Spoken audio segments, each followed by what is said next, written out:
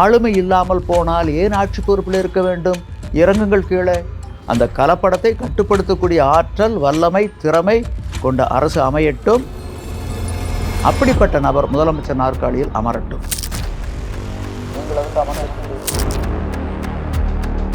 மதுவிலக்கு மாநாடு நடைபெறும். அந்த மாநாட்டுக்கு சிறப்பு அழைப்பாளராக இப்போதைய பீகாரினுடைய முதலமைச்சர் நிதிஷ்குமாரை அழைக்கவிருக்கின்றோம். அந்த தேர்தல் வெற்றி தோல்வியை மாற்றி அமைச்சது எது?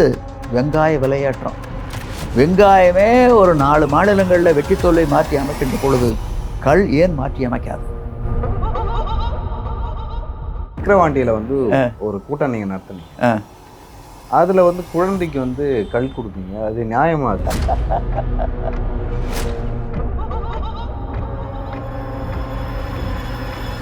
வணக்கம் சவுக்கு மீடியா நேயர்களே. இன்று நம்மோடு இணைந்திருப்பது தமிழ்நாடு கல் இயக்கம் தலைவர் திரு நல்லசாமி அவர்கள்.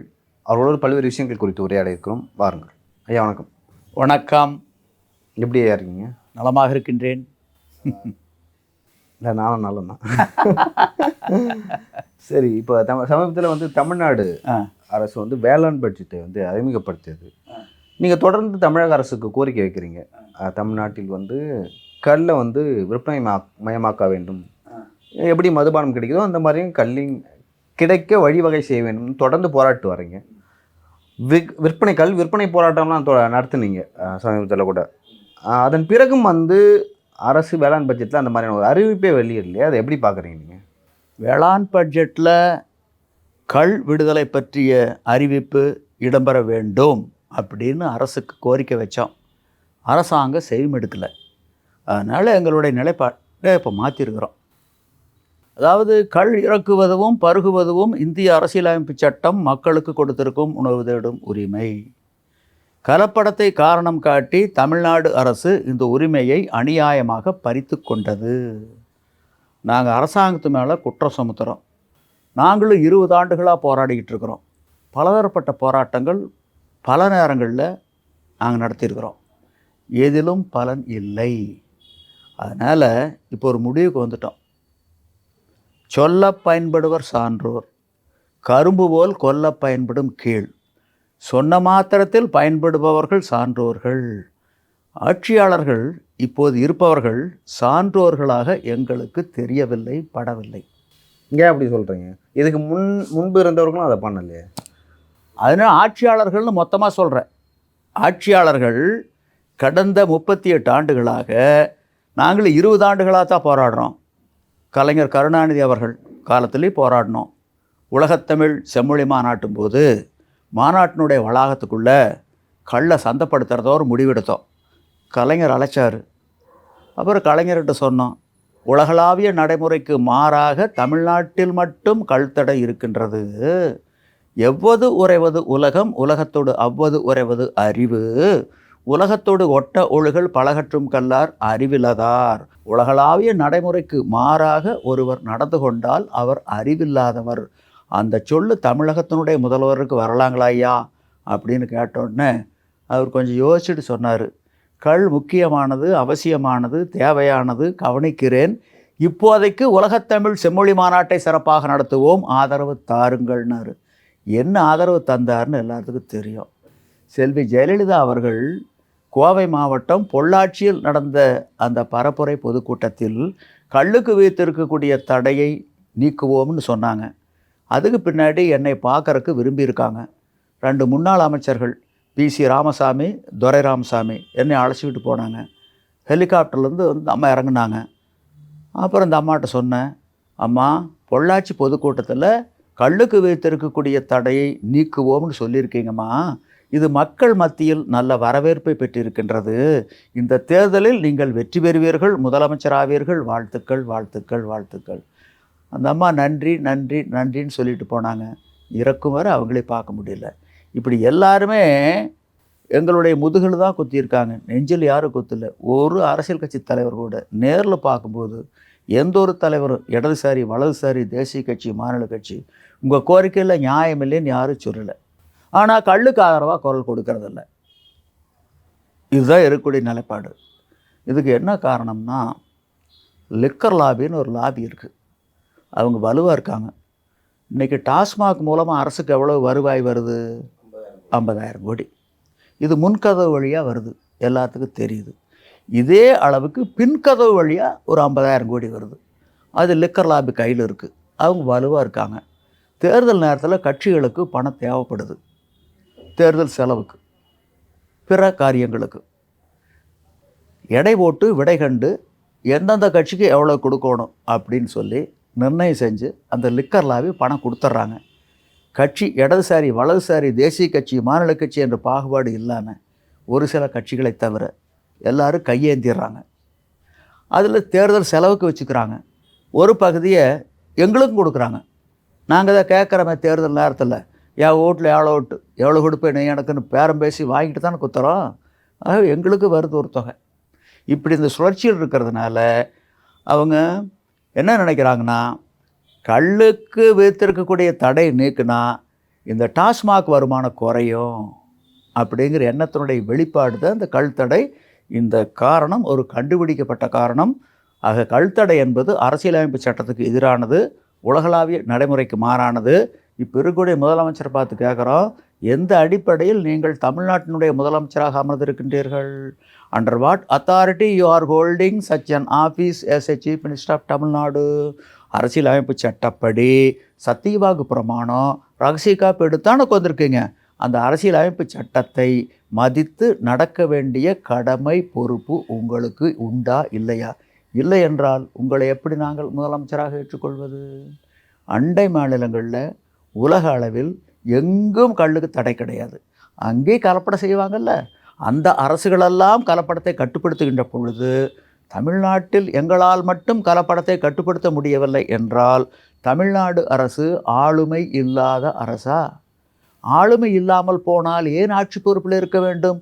இறங்குங்கள் கீழே. அந்த கலப்படத்தை கட்டுப்படுத்தக்கூடிய ஆற்றல், வல்லமை, திறமை கொண்ட அரசு அமையட்டும். அப்படிப்பட்ட நபர் முதலமைச்சர் நாற்காலியில் அமரட்டும். நீங்கள் அதற்கு அமர்ந்திருக்கின்றீர்கள். இந்த கேள்விகளுக்கெல்லாம் எங்கே பதில், என்ன பதில்?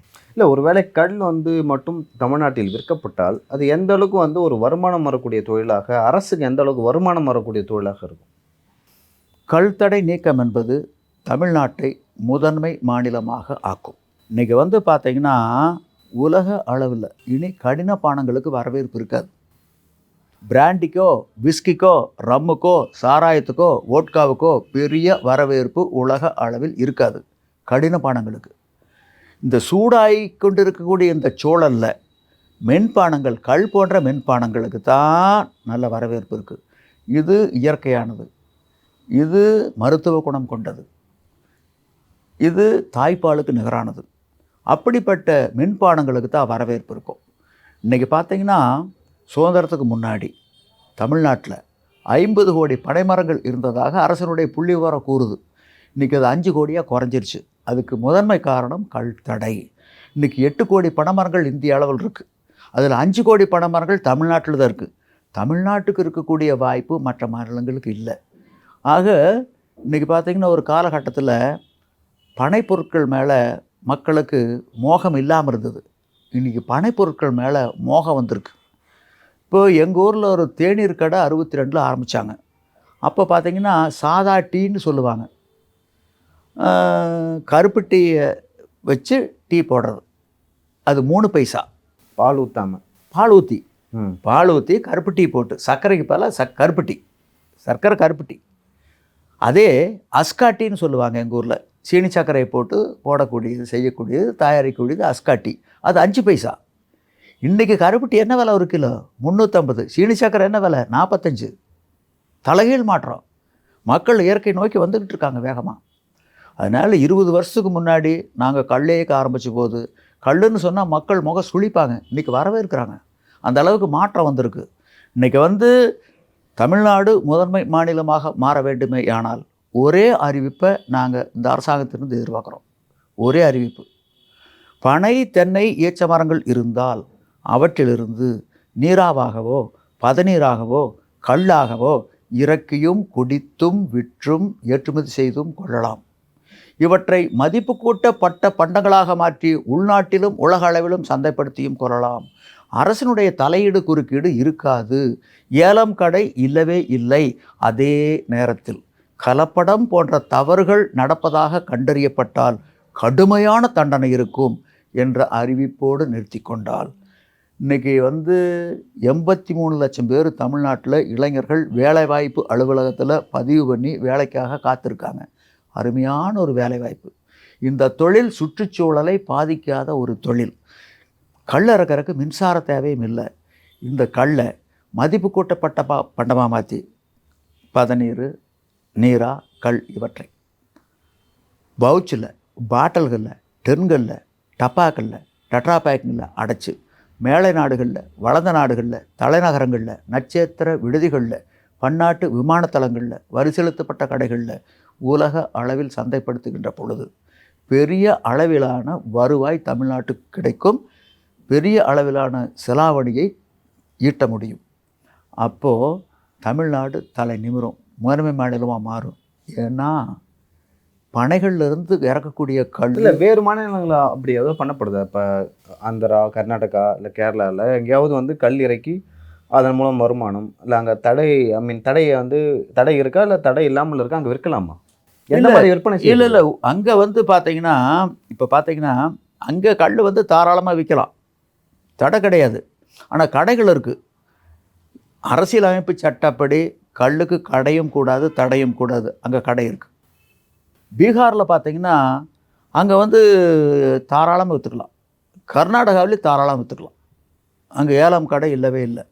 இப்படி மாநிலத்துக்கு மாநிலம் மாறுபடுது, வேறுபடுது. இப்போது உதாரணத்துக்கு ஒன்று சொல்கிறேன் கேளுங்க. பீகாரில் 9 வருஷத்துக்கு முன்னாடி நிதிஷ்குமார் தலைமையிலான அரசு பூரண மது விலக்கை கொண்டு வந்தது. அங்கே அப்போது சாராயத்துக்கு, இறக்குமதி மதுக்களுக்கு, இந்திய தயாரிப்பு அயல்நாட்டு மதுக்களுக்கு தடை, கல்லுக்கு விலக்களிப்பு. அண்மையில் குற்ற ஆவணப்பதிவில் குறிப்பிடுகின்ற பொழுது பீகாரில் பூரண மதுவிலக்கு கொண்டு வரப்பட்ட பிறகு சாலை விபத்துக்களும் குற்றங்களும் வெகுவாக குறைந்து போய் உள்ளன. குடும்பங்களில் அமைதி நிலவுகின்றது. மக்களுடைய வாழ்க்கை தரம், வாங்கும் சக்தி இரண்டும் கூடியிருக்கின்றது. இது பெருமையாக இருக்குது. அங்கேயும் கள்ளச்சாராய சாவுகள் ஏற்பட்டன. அந்த அரசு நிவாரணம் கொடுக்க மறுத்துவிட்டது. நிவாரணம் கொடுத்தால் அது ஒரு தவறான முன்னுதாரணம் ஆகிவிடும். கள்ளச்சாராய உற்பத்தி, விற்பனை, நுகர்வு, சாவுகளை அது ஊக்குவித்ததாக இருக்கும்னு அந்த அரசு சொல்லிடுச்சு, கொடுக்கல. அதே நேரத்தில் தமிழ்நாட்டில் விழுப்புரம், விக்கிரவாண்டி, கள்ளக்குறிச்சி போன்ற இடங்களில் கள்ளச்சாராய சாவுகள் ஏற்பட்ட போது தமிழ்நாடு அரசு விரைந்து சென்று உடனடியாக சாவு ஒன்றுக்கு தலா 10 லட்சம் ரூபாயை நிவாரணமாக வழங்கியிருக்கின்றது. அந்த அரசு அங்கே பீகாரில் மதுவிலக்கை நோக்கி இருக்கின்றது. தமிழ்நாடு அரசு மதுவை நோக்கி இருக்கின்றது. இது தமிழ்நாட்டுக்கு வந்திருக்கக்கூடிய ஒரு தலைக்குனிவு. அதனால தான் நாங்கள் ஒரு முடிவு எடுத்திருக்கிறோம். பீகாரை பின்பற்றி தமிழ்நாட்டிலும் மதுவிலக்கு மற்றும் மது கொள்கை மாற்றியமைக்கப்பட வேண்டும். இந்த கோரிக்கையை முன்னிறுத்தி வரும் டிசம்பர் மாதம் திருச்சியில் மதுவிலக்கு மாநாடு நடைபெறும். அந்த மாநாட்டுக்கு சிறப்பு அழைப்பாளராக இப்போதைய பீகாரினுடைய முதலமைச்சர் நிதிஷ்குமாரை அழைக்கவிருக்கின்றோம். அதுபோக இடதுசாரி, வலதுசாரி, தேசிய கட்சி, மாநில கட்சி என அனைத்து கட்சிகளுக்கும் தமிழ்நாடு அளவில் அழைப்பு விடுக்கப்படும். வருகின்ற தலைவர்களை வைத்து அந்த மாநாடு சிறப்பாக நடத்தி முடிக்கப்படும். அந்த மாநாடு ஒரு திருப்புமுனையை ஏற்படுத்தும். ஒட்டுமொத்த தமிழ்நாட்டையே திரும்பி பார்க்க வைக்கும். வரும் 2026 தேர்தல் வெற்றி தோல்வியை நிர்ணயம் செய்யும் சக்தி அந்த மாநாட்டுக்கு இருக்கும். ஏன்னா இது கல்லுன்னு சாதாரணமாக நினைக்காதீங்க. ஒரு சில ஆண்டுகளுக்கு முன்பு 4 மாநிலங்களில் தேர்தல் நடந்தது. அந்த தேர்தல் வெற்றி தோல்வியை மாற்றி அமைச்சது எது? வெங்காய விலையேற்றம். வெங்காயமே ஒரு 4 மாநிலங்களில் வெற்றி தோல்வியை மாற்றி அமைக்கின்ற பொழுது கல் ஏன் மாற்றி அமைக்காது? அதனால் ஒழிக்கப்பட வேண்டியது போதைப்பொருள். ஒழிக்கப்பட வேண்டியது போதைப்பொருள். போதைப்பொருள்னு என்ன? சர்வதேச அளவில் போதைப்பொருள் என அடையாளம் காட்டப்பட்டிருப்பவை ராஜபோதை என்று சொல்லக்கூடிய ஓபியம், அபின், ganja, marijuana, pethidine, heroin, brown sugar, cocaine, LSD, China white, போதை காளான், இவைகள் தான் போதைப் பொருள். ஒழிக்கப்பட வேண்டியவை, தவிர்க்கப்பட வேண்டியவை, ஒழுக்கம் சார்ந்த ஒன்று மது. மதுன்னு என்ன? பிராண்டி, விஸ்கி, ரம்மு, சாராயம், ஓட்கா, இவைகள்லாம் மதுக்கள். கள்ங்கிறது உணவு. It is not intoxicating liquor, it is part of food as per Article 47 of the Indian constitution. இந்திய மருத்துவ ஆராய்ச்சி கழகமானது புளித்தக்கள் புளிக்காதக்கள் ரெண்டையுமே உணவு பட்டியலில் வச்சுருக்காங்க. சங்க காலத்தில் அரசர்களும் புலவர்களும் ஆண்களும் பெண்களும் ஆன்றோர்களும் சான்றோர்களும் உடன் அமர்ந்து உண்ட உணவின் ஒரு பகுதி கள். அதிகமான ஔவையாரும் கள்ள பருகியிருக்காங்க. புறநானூற்று பாடல் பதிவு. சிறியகள் பெருனே எமக்கிய மண்ணே, பெரியகள் பெருனே யாம் பாட தான் மகிழ்ந்து உண்ணு மண்ணே. அதிகமாக இறந்துடுறாரு. அந்த நடுகல்லுக்கு கள்ள படையலாக வச்சு அவ்வை வழிபடுறாங்க. நடுகல் பீலி சூட்டி நாரரி சிறுகலம் துய்ப்பவும் கொள்வன் கொள்ளோ. பரம்பு மலைக்கு தலைவன் பாரி, வள்ளல் பாரி. பரம்பு மலைக்கு வரும் விருந்தினர்களுக்கு, புரவலர்களுக்கு, இரவலர்களுக்கு கள்ள வள்ளல் பாரி வாரி வாரி வாரி வாரி வாரி வாரி வழங்குவாராம். அப்படி வழங்குகின்ற பொழுது சிந்துகின்ற கள் அந்த பரம்பு மலையில் இருக்கக்கூடிய குன்றுகளையெல்லாம் ஊட்டிட்டு போகுமா. அந்த அளவுக்கு வள்ளல் பாரி கள்ள வாரி வாரி வாரி வாரி வழங்கி இருக்கின்றார். இதுவும் புறநானூற்று பதிவு. இதற்கெல்லாம் என்ன பதில் சொல்ல போகின்றது தமிழ்நாடு அரசு? ஏன் இதே அதியமான் அவ்வைக்கு தருமபுரி மாவட்டத்தில் நினைவிடம் கட்டியிருக்கீங்கல்ல, அங்கே சிலை வச்சுருக்கீங்கல்ல, அதில் அதியமான் அவைக்கு நெல்லிக்கனி கொடுக்குற மாதிரி காட்சியெல்லாம் இடம்பெறதில்ல. ஏன் கள் கொடுக்கக்கூடிய காட்சி இடம்பெறல? சரித்திரத்தினுடைய ஒரு பகுதியை நீங்கள் மூடி மறைக்கிறீங்க. ஆக கள்ளுக்கு தடை என்பது தமிழ்நாடு அரசால் தமிழ்நாட்டு மக்களுக்கு, தமிழ் இனத்துக்கு இழைத்திருக்கும் அநீதி, துரோகம் என்கின்றோம். இப்போது இறக்குமதி மதுக்களும் இந்திய தயாரிப்பு அயல்நாட்டு மதுக்களும் தேவாமிர்தங்கள் கள்ளுன்னு ஆழகால வசமா? அரசியல் கட்சிகளை விட்டுருங்க, ஒட்டுமொத்த 8 கோடி மக்களை கேட்குறோம், அவங்களே அழைக்கிறோம். நீங்கள் தானே எஜமானர்கள், நீங்கள் தானே வாக்களிக்கிறீங்க, நீங்கள் வாக்களித்து தானே இந்த அரசு அமைஞ்சிருக்கு. உங்களை கேட்குறோம், வாக்காளர்களை கேட்குறோம், வாங்க வாரத்துக்கு. கள்ளும் ஒரு தடை செய்யப்பட வேண்டிய போதைப் பொருள் தான். கள் ஒரு மது தான். இறக்குமதி மதுக்களும் இந்திய தயாரிப்பு அயல்நாட்டு மதுக்களும் கள்ளை விட நல்லவை. கள்ளியக்கம் கொண்டிருக்கக்கூடிய கோரிக்கைகளில் நியாயமே இல்லை. 8 கோடி மக்களில் யார் வந்து வாதிட்டு நிரூபித்தாலும் 10 கோடி ரூபாயை கொடுப்பதற்கு கள்ளியக்கம் தயாராக இருக்கின்றது. இதற்கு தயாராக இல்லைன்னா 8 கோடி மக்களை ஏன் உயிரோடு இருக்கணும்? ஏன் உயிரோடு இருக்கணும்? இதுக்கெல்லாம் என்ன பதில்? எங்கே பதில்? அரசியலமைப்பு சட்டத்துக்கு புறம்பா அரசியலமைப்பு சட்டப்படி அமைந்த அரசு நடந்துக்கிட்டு இருக்குதுன்னா அதை கண்டித்து கேட்க வேண்டிய கடமை, பொறுப்பு வாக்காளர்களுக்கு உண்டா இல்லையா? சரி. இப்போ 2026 சட்டமன்ற தேர்தல் வருது. முன்னாடி கலைஞர் கருணாநிதியும் செல்வி ஜெயலலிதா அவர்களும் ஏமாற்றி விட்டார்கள் எங்களை அப்படின்னு சொல்லிட்டு சொல்கிறாங்க. இப்போ இருக்கிற திமுக அரசுமே எங்களை ஏமாற்றி விட்டது அப்படின்னு சொல்லிட்டு சொல்கிறாங்க. இதுக்கு முன்னாடி இந்த எடப்பாடி பழனிசாமி எங்களை ஏமாற்றி விட்டான்னு சொல்கிறீங்க. இப்போ 2026 சட்டமன்ற தேர்தல் ஏதாவது ஒரு கட்சி ஆட்சிக்கு தான் வரப்போகுது. அவர்கள் நினைத்தால் இந்த கல் விற்பனையை வந்து ஆரம்பிக்கலாம், அந்த தடையை நீக்கலாம். அப்படி இருக்கும்போது நீங்கள் எந்த கட்சிக்கு கோரிக்கை வைப்பீங்க? யாரை போய் சந்திச்சிங்க? அதுக்கு முன்னாடி ஒரு முடிவெடுக்கலான்னு நாங்கள் ஒரு முடிவெடுத்துருக்குறோம். ஒவ்வொரு கட்சி தலைமை போய் பார்க்க போகிறோம். தேர்தல் தேதியை தேர்தல் ஆணையம் அறிவிப்பதற்கு முன்பாக ஒவ்வொரு கட்சியினுடைய தலைமை போய் பார்க்குறோம். ஒரு 50 பேர் கொண்ட குழு பத்திரிகை ஊடகங்களோட போகிறோம். போய் கேட்குற தலைமைகிட்ட, ஒவ்வொரு கட்சி தலைமைகிட்ட, இடதுசாரி வலதுசாரி தேசிய கட்சி மாநில கட்சி எல்லா கட்சி தலைமைகிட்டையும் போகிறோம். கள் விடுதலையில் உங்களுக்கும் உங்கள் கட்சிக்கும் உடன்பாடா முரண்பாடா? உடன்பாடுனா வரவேற்கிறோம். அதே நேரத்தில் இன்றைக்கி அரசியலமைப்பு சட்டத்தை முன்னிறுத்தி கல்லிறக்கி சந்தைப்படுத்தி கொண்டிருப்போருக்கு பாதுகாப்பு அரணாக நீங்கள் இருக்க வேண்டும், உங்களுடைய கட்சி இருக்க வேண்டும், துணை நிற்க வேண்டும். முரண்பாடு என்றால் வாதத்துக்கு வர வேண்டும், வாங்கி கொள்ள வேண்டும் 10 கோடி ரூபாய் பரிசை. இரண்டுக்கும் நாங்கள் தயாராக இல்லை என்றால் எதற்காக உங்களுக்கு கட்சி? எதற்காக கட்சியில் பொறுப்பு? இந்த கேள்விகளுக்கு கட்சியினுடைய தலைமை பதில் சொல்லியாக வேண்டும். இனிமேல் மீனுக்கு வாலையும் பாம்புக்கு தலையையும் காட்டக்கூடிய நழுவல் போக்கை எந்த ஒரு கட்சியும் கடைப்பிடித்து விட முடியாது. ஒவ்வொரு கட்சிக்கும் நெருக்கடி கொடுக்கவிருக்கின்றோம். இந்த நெருக்கடியிலிருந்து எந்த ஒரு கட்சியும் தப்ப விட முடியாது.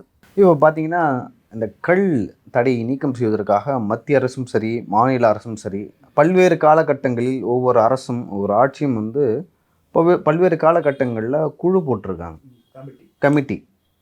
அந்த கமிட்டி வந்து என்ன சொல்லுது, அவங்க வந்து கள் தடையை நீக்கலாமா வேணாமான்னு என்ன சொல்கிறாங்க? அதாவது இந்தியா முழுவதும் மதுவிலக்கு கொண்டு வர வேண்டும் என்ற ஆர்வத்தில் நேரு பிரதமராக இருந்தபோது மத்திய அரசு ஒரு கமிட்டி போடுறாங்க, ஸ்ரீமன் நாராயணன் கமிட்டி.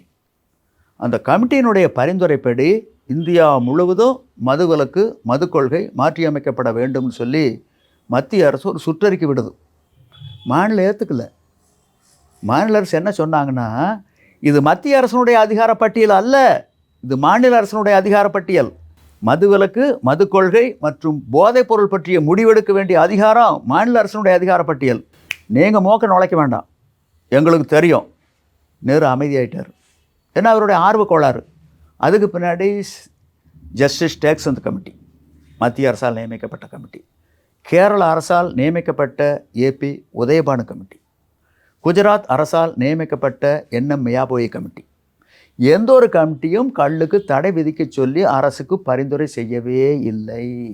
மாறாக என்ன சொல்லியிருக்காங்கன்னா, அந்த அறிக்கையில் கள் உற்பத்தி நுகர்வு ரெண்டுமே குறைஞ்சிக்கிட்டு இருக்குது, இது கூட்டப்பட வேண்டும். அதே நேரத்தில் இந்திய தயாரிப்பு அயல்நாட்டு மதுக்கள், இறக்குமதி மதுக்கள், இதனுடைய உற்பத்தி நுகர்வு ரெண்டுமே கூடிக்கிட்டு இருக்குது, இது குறைக்கப்பட வேண்டும், முடிந்தால் தடை விதிக்கப்பட வேண்டும்னு தான் சொல்லியிருக்காங்க. கள்ளுக்கு தடை விதிக்க சொல்லி எந்த ஒரு கமிட்டி வந்து அரசுக்கு பரிந்துரை செய்யவே இல்லை. கல் உண்பதே வந்து கல்லுண்ணாமைன்னு திருவள்ளுவர் வந்து ஒரு குரலே வச்சிருக்காரு.